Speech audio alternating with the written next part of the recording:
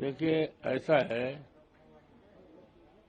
BJP अपने जीत का दावा जो भी करे है वो सत्यता से परे है।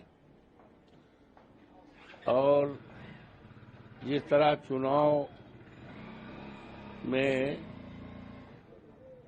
जनता के बीच जाकर देखा गया तो यही लगा कि जनता पूरी तरह से परिवर्तन की विचारधारा में है और भारतीय जनता पार्टी की रीतियों से, नीतियों से और कार्यक्रमों से पूरी तरह से उब चुकी है और भारतीय जनता पार्टी और उसकी सरकार के प्रति उसका विश्वास हट गया है। मैं स्वयं शीशामऊ की 5-6 सभाओं में गया, 12-14 मोहल्लों में गया। वहां पर एकदम ऐसा लोगों ने मन बनाया कि भारतीय जनता पार्टी जमानत नहीं बचा पाएगी उन मोहल्लों के वोटर से।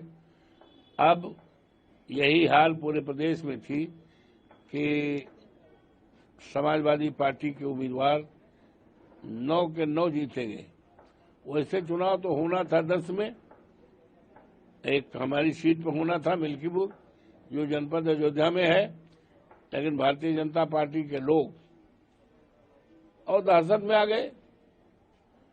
सरकार को जानकारी हो गई कि सीट भारतीय जनता पार्टी बुरी तरह हारेगी और इसलिए डर और दहशत के कारण मिल्कीपुर का चुनाव नहीं कराया गया।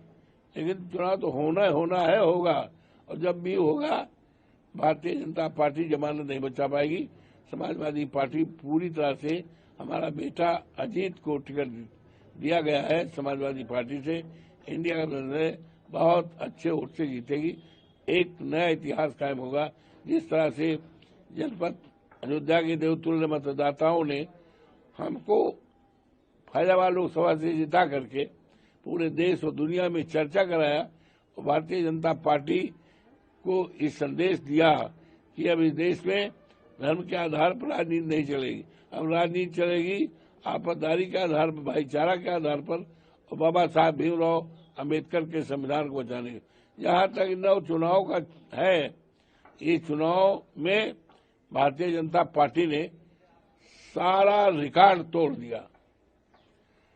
लोकतंत्र की जो मर्यादाएं थी वो सारी तोड़ करके और पुलिस बल के साथ और सरकारी अधिकारियों कर्मचारियों को लेकर वोट कब्जाने का काम किया, मतदाताओं को वोट डालने में बाधा पहुंचाई और यहां तक कि हमारे अध्यक्ष जी ने, माननीय अखिलेश जी ने चुनाव आयोग से भी बात किया था, उनके संज्ञान में बात डाला था और चुनाव आयोग ने संज्ञान भी लिया और संज्ञान लेकर के उत्तर प्रदेश के कई पुलिसकर्मियों के खिलाफ कार्रवाई की। तो भारतीय जनता पार्टी ने तो मर्यादा तोड़ करके सारा रिकॉर्ड कायम किया है। इसके बावजूद भी समाजवादी पार्टी इंडिया गठबंधन जीतेगी और भारतीय जनता पार्टी पूरी तरह चलेगी। नमस्कार, मैं हूं मानक गुप्ता। अगर आपको हमारा ये वीडियो पसंद आया हो तो इसे लाइक और शेयर जरूर करें और हां, हमें सब्सक्राइब और फॉलो करना ना भूलें ताकि आप देश और दुनिया की कोई खबर मिस ना करें। तो जुड़े रहिए हमारे साथ और देखते रहिए न्यूज़ 24।